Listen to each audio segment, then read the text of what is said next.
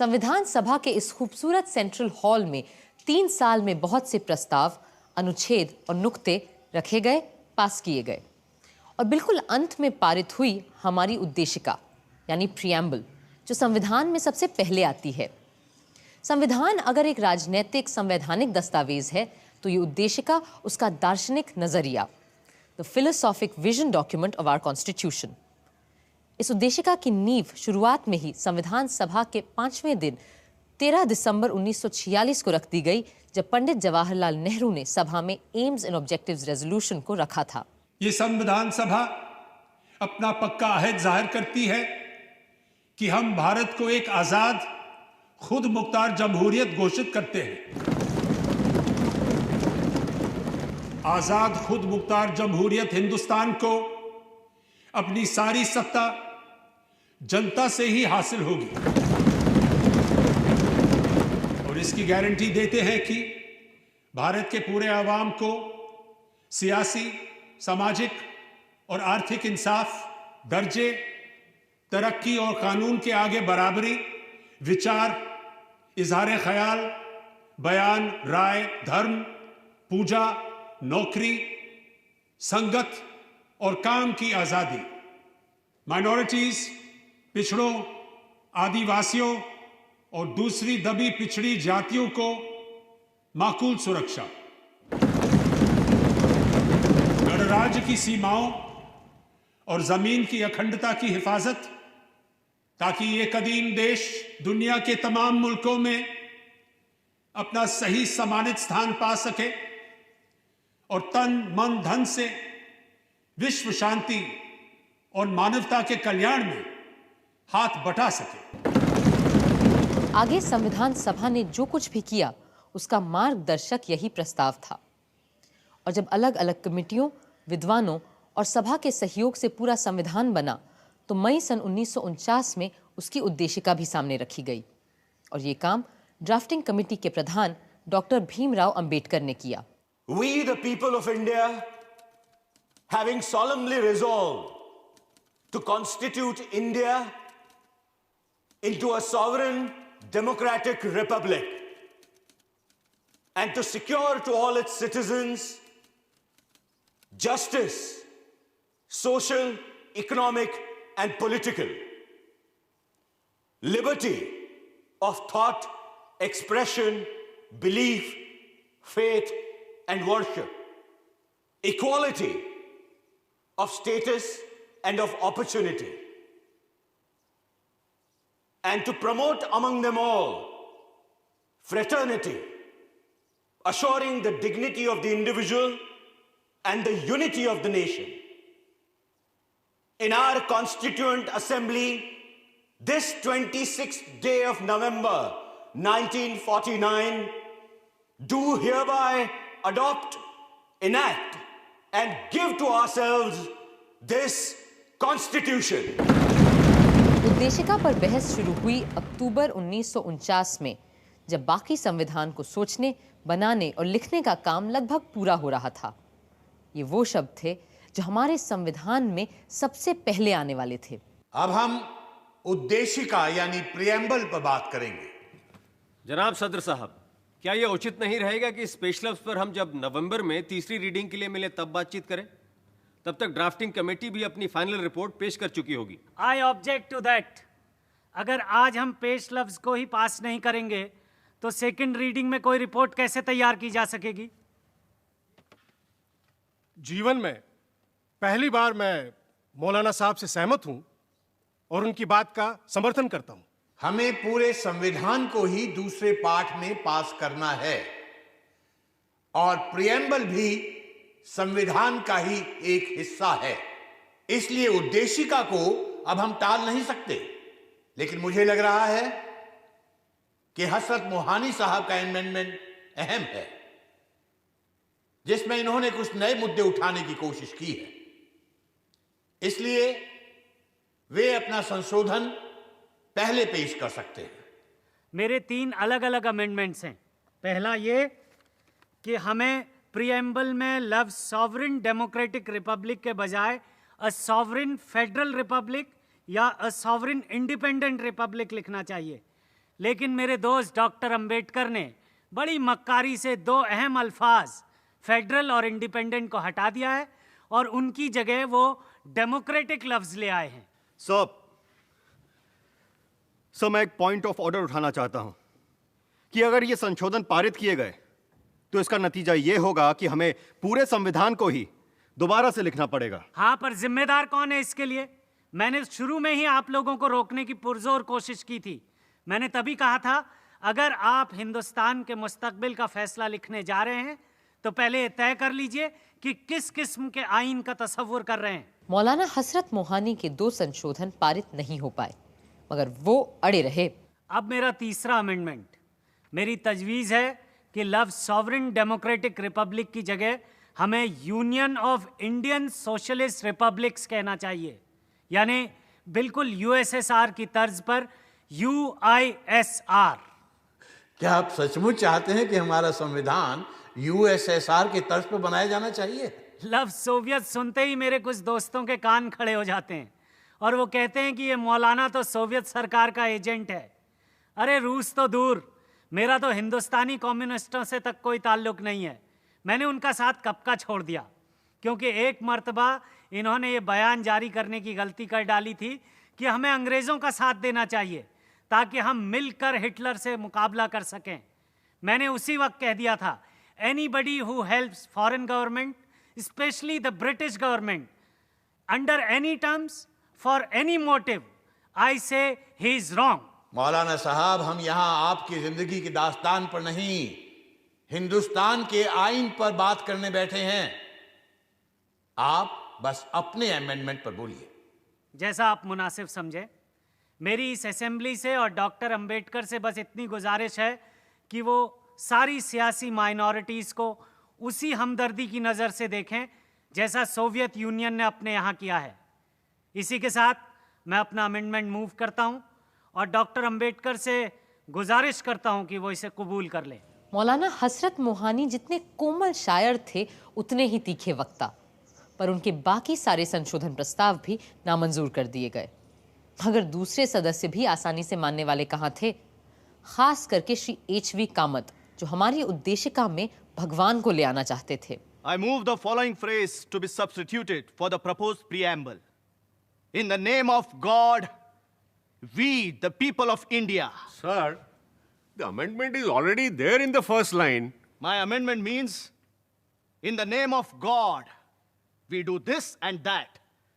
No long speech is needed to commend this motion. Sir, if Mr. Kamat's amendment is accepted, that would amount to compulsion in the matter of faith. Freedom of faith is a fundamental right. According to the Constitution, a man has right to believe in God or not. Therefore, this amendment should be ruled out. Though I am myself a strong believer in God. Sir, may I move an amendment to that of Shri Kamath? That instead of in the name of God, would he be pleased to accept in the name of the goddess? Sir, it is not a matter of laughter with me. I believe in a goddess. I belong to Kamrup, where the goddess Kamakhya is worshipped. Sir, God includes goddess as well. Sir, if we bring in the name of God at all, we should bring in the name of the goddess also. See, in my opinion, this amendment should not have been brought. But as it has been brought, this is my point of view. Now I have to put the amendment moved by Mr. Kamath to vote. Mr. President, the flame of God is invoked by every nation upon earth. And God is an impartial entity, and he should be allowed to remain so. With these words, I appeal to Mr. Kamath not to put us into any embarrassment of voting upon God. I claim a division. Sir, I want a division on this question. I also want a division. There is no alternative left to me. Those in favor may raise their hands. Those opposed may raise their hands. No. The amendment is rejected. Sir, this is a black day in our history. God save India.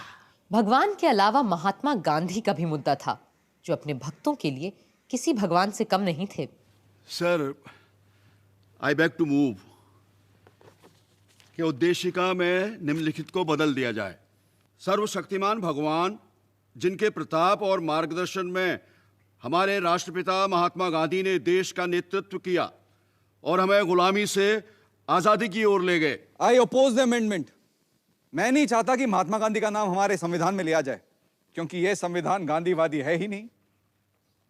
हमें अपने राष्ट्रपिता का नाम बहुत सोच समझकर ही इस्तेमाल करना चाहिए। यह उनके प्रति सम्मान और प्रेम का ही सबूत होगा अगर हम उनका नाम संविधान में ना ही घसीटें। आदरणीय आचार्य कृपलानी जी की अपील पर मैं अपना संशोधन प्रस्ताव वापस लेता हूं। बात सिर्फ ईश्वर या बापू के नाम की ही नहीं थी। कई लोग बहुत से नए शब्द और विचार उद्देशिका में लाना चाहते थे जो कम महत्व के नहीं थे। हम भारत के लोग भारत को एक संपूर्ण प्रभुत्व संपन्न लोकतांत्रिक गणराज्य बनाने के लिए देश के प्रत्येक नागरिक को निम्न चीजें देने का प्रण करते हैं। 1. जीवन यापन का यथोचित मौका। 2. मुफ्त और लाजमी शिक्षा। 3. मुफ्त दवा इलाज। 4. Compulsory military training. एक एक ऊंट और मोटरसाइकिल भी दिलवा दीजिए ना सबको। ये आप प्रस्तावित कीजिए ना। सर, धर्मनिरपेक्ष यानी सेकुलर शब्द को हमारे संविधान में जगह ही नहीं मिली, जबकि हमारे कई राष्ट्र नेताओं ने कई बार इस शब्द पर बहुत जोर दिया है। मैं कहता हूं कि हमें इस शब्द को अपने प्रीएम्बल में शामिल कर देना चाहिए, क्योंकि इससे माइनॉरिटीज के दिल को संबल मिलेगा और साथ ही में वो जो लोफरगिरी हमारे पॉलिटिक्स में घुस आई है वो भी थोड़ी कम हो जाएगी। सर, मैं एक और शब्द पर जोर डालना चाहूंगा और वो है समाजवाद, सोशलिज्म। मेरा पक्का विश्वास है कि भारत का भविष्य समाजवाद में ही है और मुझे समाजवादी समाज में पूरा यकीन है।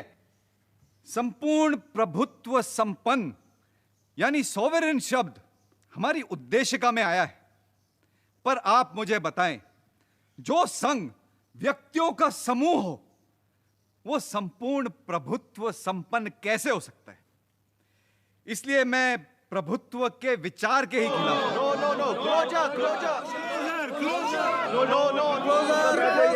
जी, मैं बड़ी मोटी चमड़ी वाला ढीठ हूं, आपके चीखने चिल्लाने से बैठने वाला नहीं हूं। श्री ब्रजेश्वर प्रसाद को बैठना ही पड़ा, किंतु 25 साल बाद उनके सुझाए दोनों शब्द समाजवादी और पंथ निरपेक्ष यानी सोशलिस्ट एंड सेक्युलर उद्देशिका में आ ही गए। उधर श्रीमती पूर्णिमा बैनर्जी ने कई महत्वपूर्ण नुक्ते सामने रखे। Sir, I feel that the preamble forms one of the most important parts of the Constitution. It lays down the goals to which we are striving and stands as a charter of our freedom and a measure of our success or failure. I do not think that we should be content with considering the masses of our people as sovereign just because once they go to the polls every 5 years, their sovereignty is secure. I feel that in the preamble, mention of that sovereignty should be made. अगले वक्ता थे गांधी जी के समाजवादी शिष्य आचार्य जेबी कृपलानी, जो Congress party में पंडित नेहरू और सरदार पटेल दोनों से अलग विचार रखते थे। Mr. President, like a seasoned host, you have reserved the choicest wine for the last. हालांकि इस प्रियम्बल पर बहस शुरू की ही बैठकों में होना ज्यादा सही होता, क्योंकि यह संविधान की तमहीद है। इस तरह हमें प्रियम्बल सतर्क कर पाता कि कहीं हम इसके बुनियादी उसूलों से हट तो नहीं रहे हैं।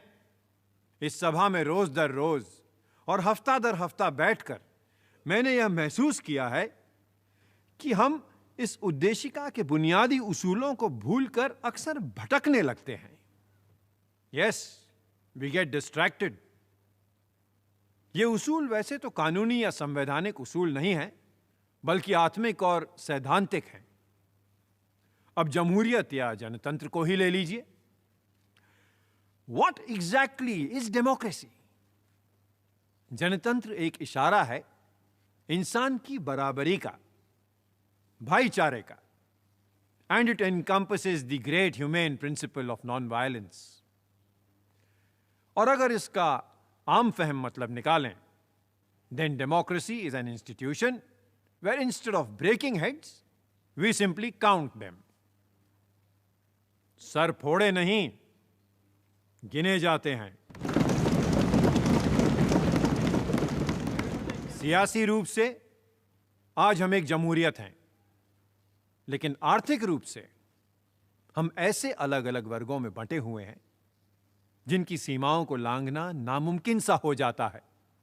मेरा भी यही मानना है कि लोकतंत्र में जाति प्रथा का कोई स्थान हो ही नहीं सकता.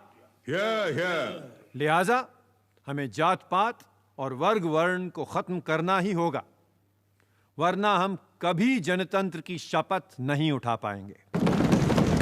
3 साल बाद भी हमेशा की तरह नजीरुद्दीन अहमद साहब का स्वर विरोधी ही रहा. I would like to submit, sir, that the success of a democracy depends on its actual working and has nothing to do with what is stated in the preamble or the constitution.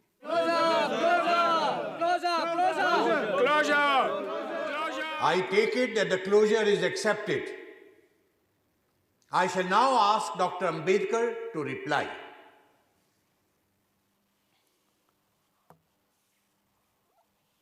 Sir, the point in the amendment which is supposed to make it different from the preamble drafted by the drafting committee lies in the addition of the words, "the people from whom is derived all power and authority." So why don't you accept it?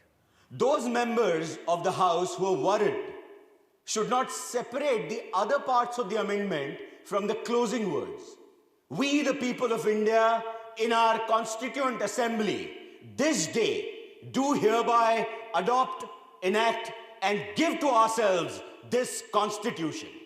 Reading it in that fashion. महोदय, कौन सी जनता? भारत की जनता? उनका तो सवाल ही नहीं उठता.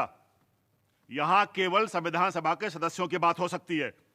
I would like the honorable members to consider a portion of preamble of the Constitution of the United States.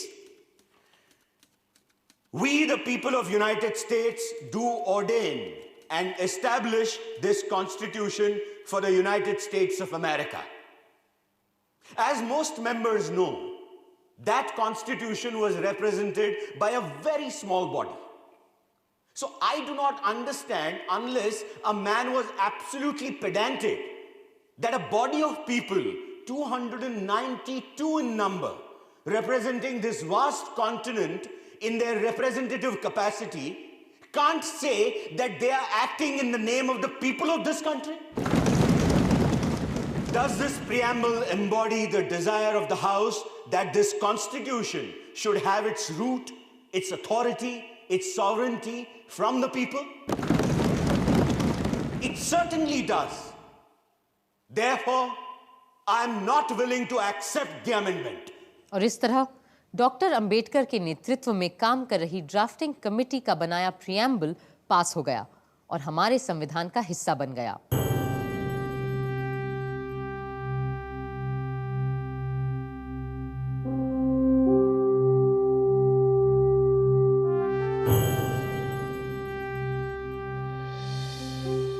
साल की अथक मेहनत रंग ला रही थी और सदियों से अंग्रेजों की गुलामी और राजे रजवाड़ों की दास्ता में बंधा देश आज अपनी मर्जी से अपने बनाए रास्ते पे चलने जा रहा था. जहां खुशी की लहर थी, वहीं थोड़ा डर भी था. जैसा कि डॉक्टर अंबेडकर ने कहा, आजाद होकर हमने हर बात के लिए अंग्रेजों को दोष देने का हक खो दिया है. अब अगर कुछ गलत होता है तो इसके लिए कोई और नहीं, हम ही दोषी होंगे. मगर फिर भी सब आशावान थे और बड़ी भावुक और दार्शनिक भाव से आने वाले कल और अपने संविधान की ओर देख रहे थे. Mr. President, sir, coming as I do from a community that has produced Dr. Ambedkar, I feel proud that his capacity has been recognized now, not only by the Harijans, but by all communities that inhabit India. At one time, dogs and swine might enter the sacred precincts of temples, but the shadow of an untouchable was considered a great abomination. I feel proud, sir, that by the Article 29, that slur has been removed away. In conclusion, I may, on behalf of the members of the Harijans that are present in this house and of Harijans outside, assure you and the August Assembly and the government that we Harijans... Sir, do we not represent the Harijans? We come under the special label of Harijans, sir. On behalf of the Harijans, I may assure you and the future government of India that the Harijans to the last man will uphold the constitution that has been passed by the Constituent Assembly and work it to the very letter and spirit.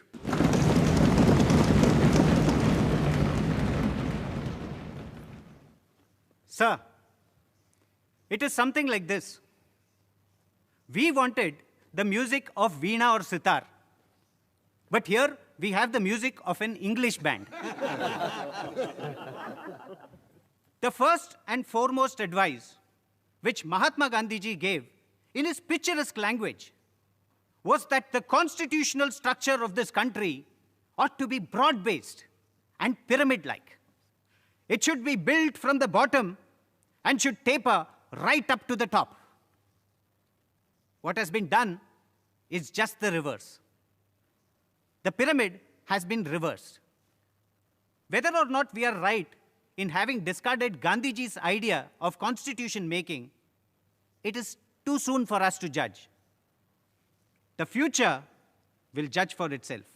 Samajwadi चिंतक professor K.T.. Shah का संविधान की कई धाराओं से बड़ा विरोध था, फिर भी वो आशावान थे। सभापति महोदय, ये हो सकता है कि हमारा संविधान अपने इरादे और आकार में लोकतांत्रिक हो, पर लोकतंत्र के मंत्र जनता की, जनता द्वारा, जनता के लिए सरकार के आदर्श से हम बहुत दूर हैं।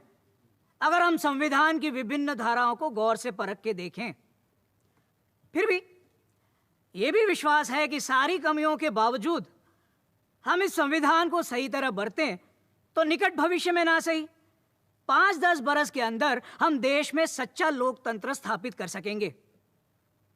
तभी देश की जनता इस देश की सच्ची शासक बन पाएगी। सदर साहब, संविधान सभा ने सबसे बड़ा खतरा हर वयस्क को मताधिकार देकर मोल लिया है। मैं ये भी बता दूं कि मैं इसे खतरा क्यों कह रहा हूं। हमारे देश की 85% जनता अनपढ़ है, मगर सदर साहब फिर भी मैं कहूंगा कि हमने ये खतरा सही अपनाया है, सोच समझ के ये दांव लगाया है, क्योंकि बिना हर वयस्क को मताधिकार दिए हमारा प्रजातंत्र बिल्कुल निरर्थक साबित होता।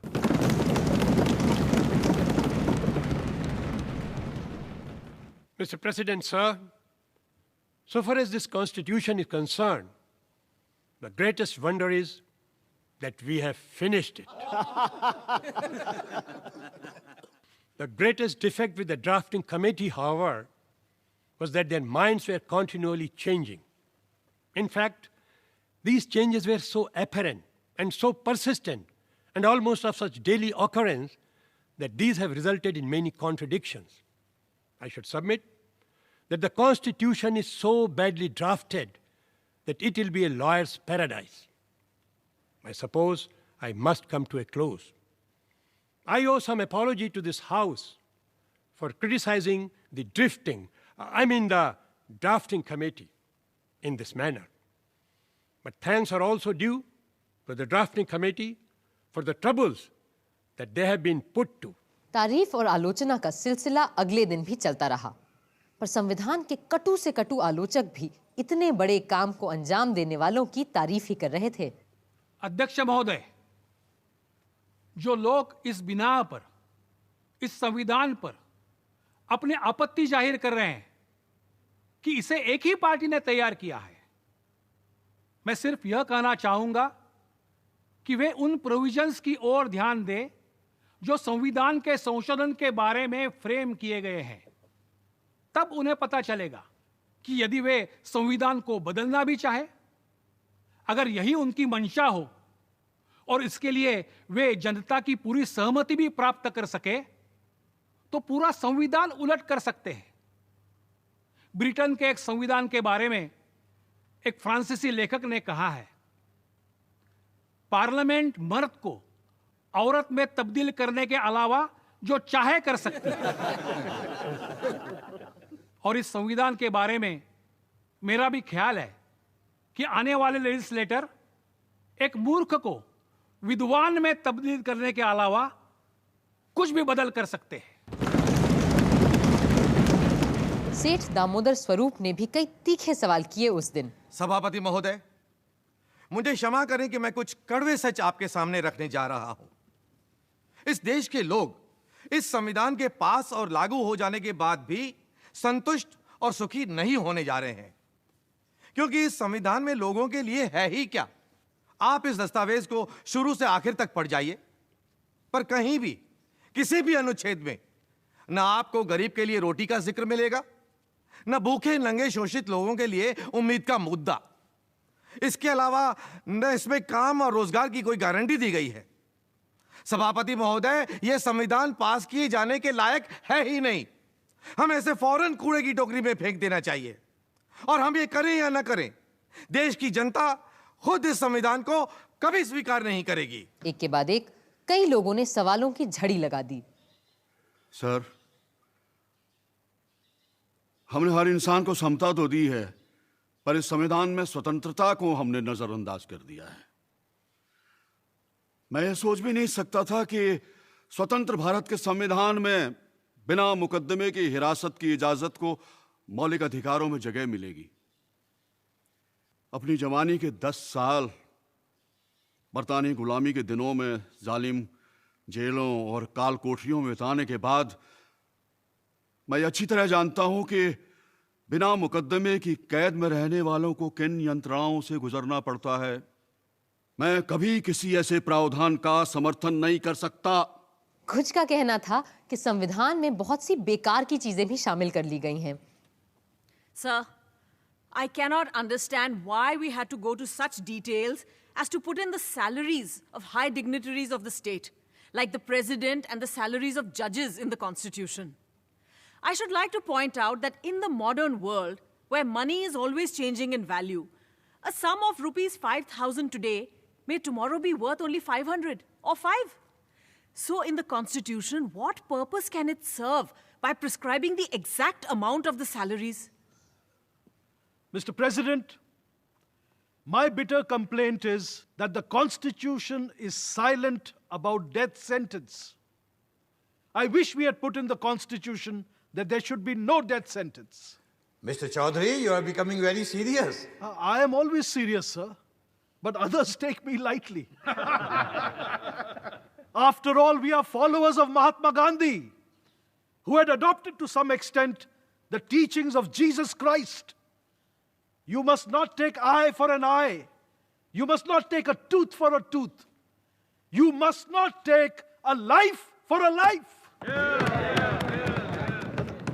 श्री ब्रजेश्वर प्रसाद ने तो संविधान का विरोध करने का एक अलग तरीका ही इजाद किया। मिस्टर प्रेसिडेंट, सर, मैं इस कॉन्स्टिट्यूशन को अपना कंडीशनल और आधा अधूरा पूर्ण समर्थन देने के लिए खड़ा हुआ हूं।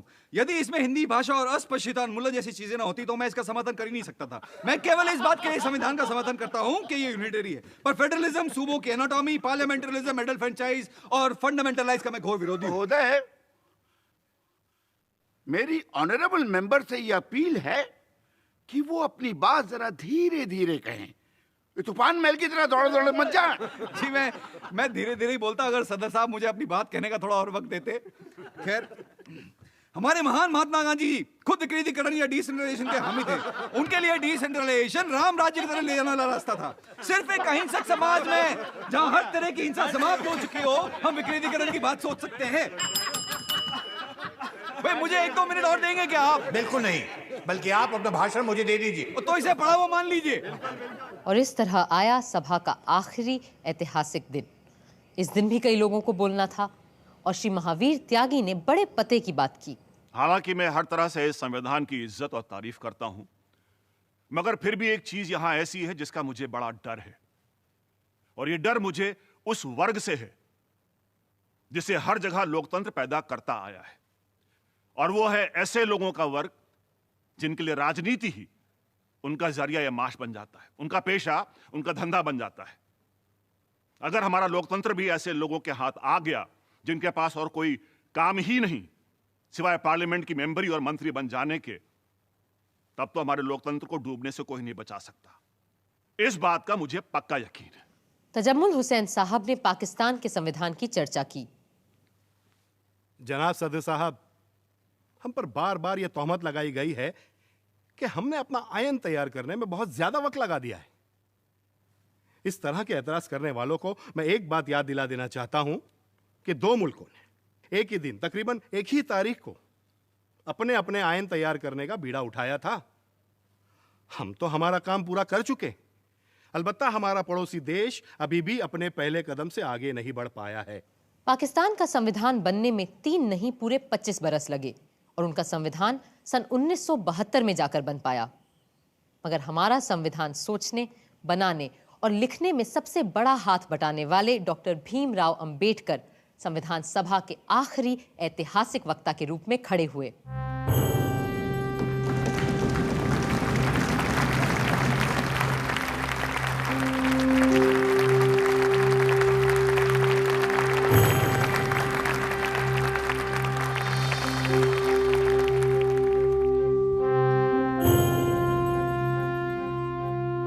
Sir, looking back on the work of the Constituent Assembly, it will now be 2 years, 11 months, and 17 days since it first met on the 9th of December 1946. During this period, the Constituent Assembly has altogether held 11 sessions. These 11 sessions of the Constituent Assembly have consumed 165 days. Out of these, the Assembly spent 114 days for the consideration of the draft Constitution.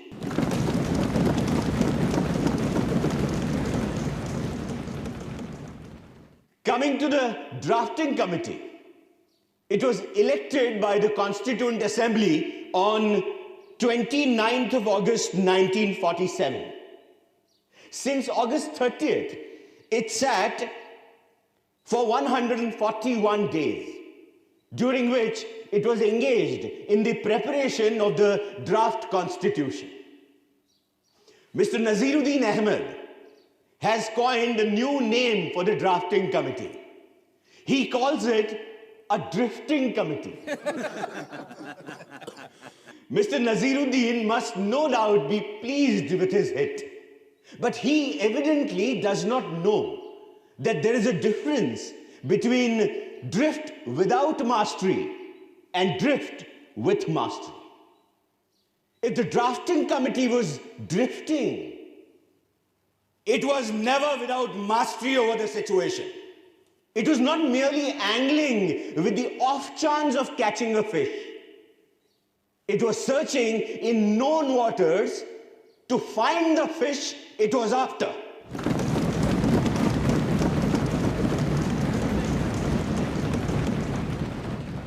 I'm glad to find that with the exception of a solitary member, there is a general consensus of appreciation from the members of the Constituent Assembly of the work done by the drafting committee. I feel so overwhelmed that I cannot find adequate words to express fully my gratitude to them. I came into the Constituent Assembly with no greater aspiration than to safeguard the interests of the scheduled castes. I had not the remotest idea that I would be called upon to undertake more responsible functions. The credit that is given to me does not really belong to me. It belongs partly to Sir Benegal Narsingh Rao, the constitutional advisor to the Constituent Assembly, who prepared a rough draft of the Constitution. Much greater share must go to Mr. S.N. Mukherjee, the chief draftsman of the Constitution.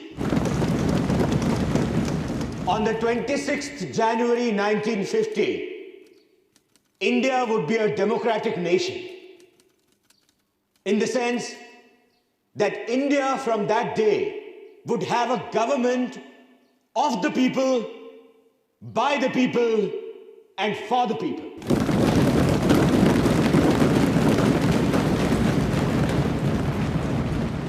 A thought comes to my mind. What would happen to her democratic constitution? Will she be able to maintain it, or will she lose it again? If we wish to maintain democracy not merely in form, but also in fact, what must we do? The first thing in my judgment we must do is to hold on to constitutional methods of achieving our social and economic objectives. It means we must abandon the bloody methods of revolution. It means that we must abandon the method of civil disobedience, non-cooperation, and satyagraha. Where constitutional methods are open, there can be no justification for these unconstitutional methods. These methods are nothing but the grammar of anarchy. And sooner they are abandoned, the better for us. The second thing we must do is to observe the caution which John Stuart Mill has given to all who are interested in the maintenance of democracy. Namely, not to lay their liberties at the feet of even a great man, or to trust him with power which enables him to subvert their institutions. This caution is far more necessary in the case of India than in case of any other country.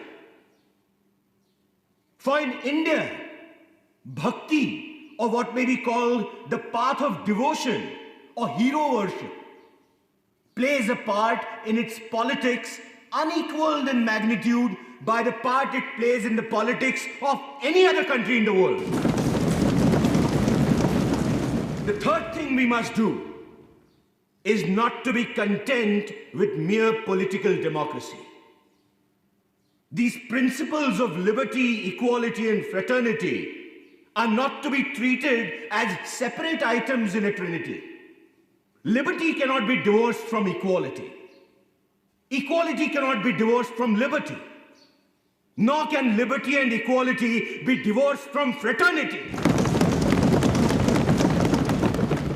On the 26th of January 1950, we are going to enter into a life of contradictions. In politics, we will have equality. And in social and economic life, we will have inequality. In politics, we will be recognizing the principle of one man, one vote, and one vote, one value. In our social and economic life, we shall, by reason of our social and economic structure, continue to deny the principle of one man, one value. How long shall we continue to live this life of contradictions?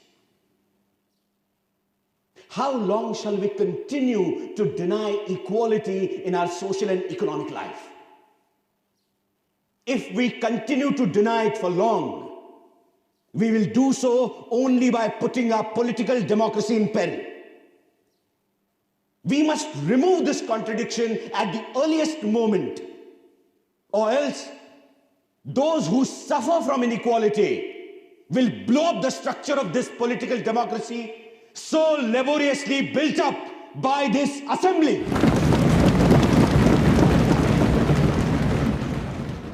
Doctor Ambedkar के बोले गए शब्द आज भी जैसे इस सदन में गूंजते रहते हैं। अब सिर्फ एक काम बचा था, संविधान का अनुमोदन और उस पर सारे सदस्यों के हस्ताक्षर। It now remains to put the motion moved by Dr. Ambedkar to the vote of the House. The question is that the constitutions settled by this assembly be passed. The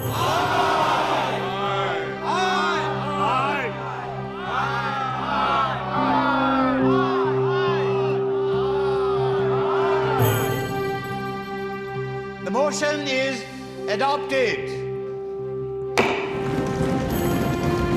Bharat माता की जय! भारत माता की जय! भारत माता की जय! भारत माता की जय! वंदे मातरम! वंदे मातरम! वंदे मातरम! महात्मा गांधी की जय!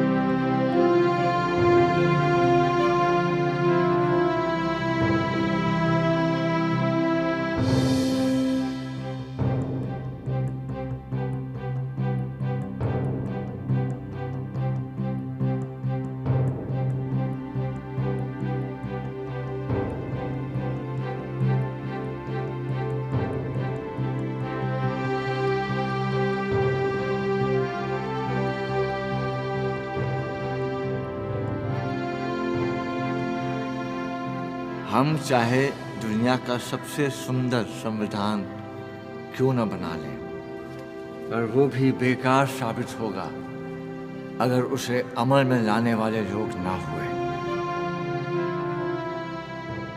24 जनवरी को संविधान सभा आखिरी बार एक महत्वपूर्ण काम के लिए मिली। इस दिन जन गण मन को राष्ट्रगान और वंदे मातरम को राष्ट्रगीत के रूप में अपनाया गया और इसी दिन नए गणतंत्र के पहले राष्ट्रपति का चुनाव भी किया जाना था। लोकतंत्र की परंपराओं की नींव रखते हुए 2 लोग पद के उम्मीदवार बने, प्रोफेसर केटी शाह और डॉक्टर राजेंद्र प्रसाद। सभा ने उसी व्यक्ति को चुना जिसने 3 साल संविधान बनाए जाने की प्रक्रिया की अगुवाई की थी। डॉक्टर राजेंद्र प्रसाद भारत गणराज्य के पहले राष्ट्रपति बने। अब तो बस 26 जनवरी का इंतजार था। देश भर में उत्सव की सी तैयारियां हो रही थीं और क्यों ना होता ऐसा, सदियों बाद एक दबा कुचला मुल्क अपने खुद के बनाए गए रास्ते पे चलने जा रहा था।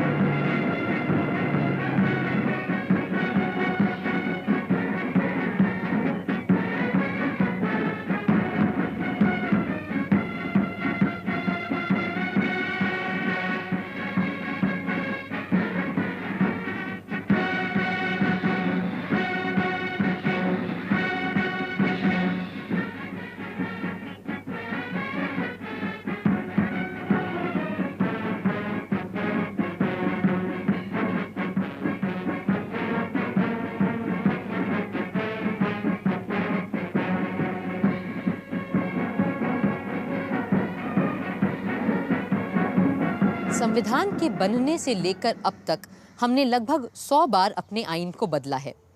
कभी किसी परिस्थिति के बदल जाने पर, कभी किसी अनुच्छेद को स्पष्ट करने के लिए, कभी किसी राजनीतिक पार्टी के अपने स्वार्थ को सिद्ध करने के लिए, तो कभी उन स्वार्थों को फिर निरस्त करने के लिए और कभी डायरेक्टिव प्रिंसिपल्स को और सार्थक बनाने के लिए। जैसा कि विद्वान ग्रैनविल ऑस्टिन ने लिखा है, equipped with the basic qualifications, attitudes and experience for creating and working a democratic constitution, Indians did not default their tryst with destiny. यानी गणतंत्र चलाने के गुणों और अपने हुनर, हौसले, हिम्मत की बदौलत हिंदुस्तानियों ने किस्मत से मिलन की लगाई ये बाजी हारी नहीं, जीत ली है।